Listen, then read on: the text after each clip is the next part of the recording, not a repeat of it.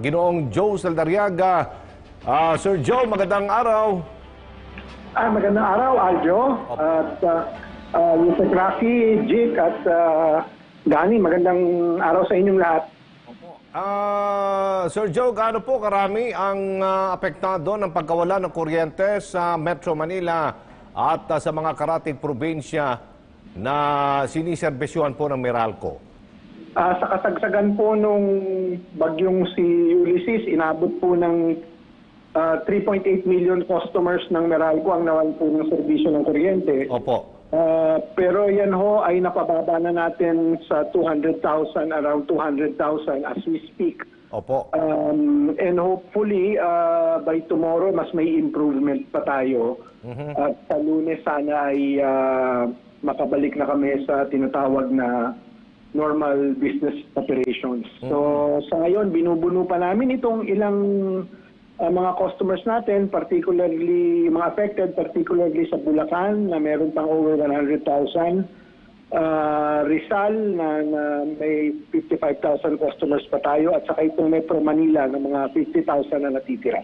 Opo. And hopefully ay patuloy-tuloy naman yung trabaho namin 24/7.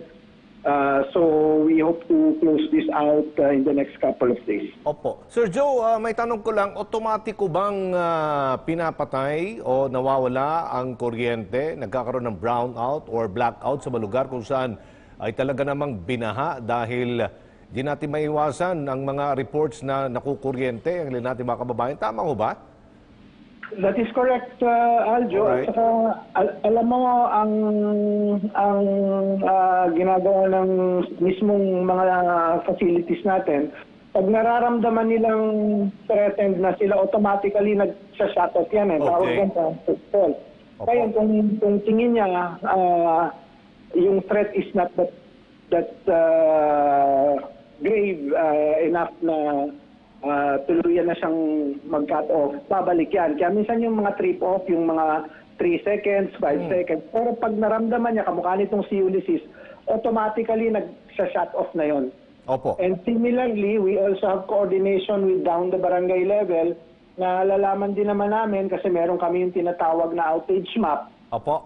Napagbaha na yung isang lugar, then we have to make sure na safe yung community, shut off na natin yung power. And it takes time before we are able to restore kasi kailangan namin siguraduhin na maayos na po yung serbisyo ng kuryente. Opo, alam natin na dahil po sa pananalasa ng bagyong Ulysses sa bansa, kaya nawala ng kuryente ang marami nating mga kababayan. Kamusta na po yung mga posting nasira at mga fasilidad ng Meralco, katulad po dyan sa Marikina? At ilang bayan dyan sa Montalban at ilang bayan po ng probinsya ng Rizal na naabot po ng serbisyo ng Meralco, Sir Joe? Ongoing ho yung restoration efforts natin. We repair as we see the damage. So far, ang Metro Manila na kailangan namin pang talagang trabahuhin ay itong Tamaca at Marikina City, Quezon City, Caloocan, including the rest as well. Meron pang mga natitirang mga customers. Dito sa Bulacan, itong San Miguel, Kalumpit at Tandi, gayon din ang San Rafael at itong San Jose del Monte City. So, identified naman namin yan more or less kung ano-ano pa itong mga areas na to. And we will continue working. Yung mga stratehiyang ginagawa po ng Meralco para mas mabilis na maibalik po ang linya ng kuryente, Joe, sa mga lugar na lubang naapektuhan ng bagyo, ano po yun? Well, inuuna natin siyempre yung mga circuits, no? Once kasi na energize mo yung isang buong sirkito, parang main highway yan eh. Opo. Pag na-clear mo yan, mas marami kang mabibigyan ng kuryente. Ngayon, may mga maiiwan, yung tinatawag namin localized, isolate, no? Bahay-bahay, kalye-kalye. So yan ang tinatrabaho din namin ngayon. But in terms of the overall circuit restoration, napakalaki na po ng naging restoration effort namin dyan. Kaya from 3.8 million ng kasagsagan po ng bagyo, na ibaba na namin to around 200,000. Para po sa may mga concerns, Joe, saan po sila maaaring tumawag?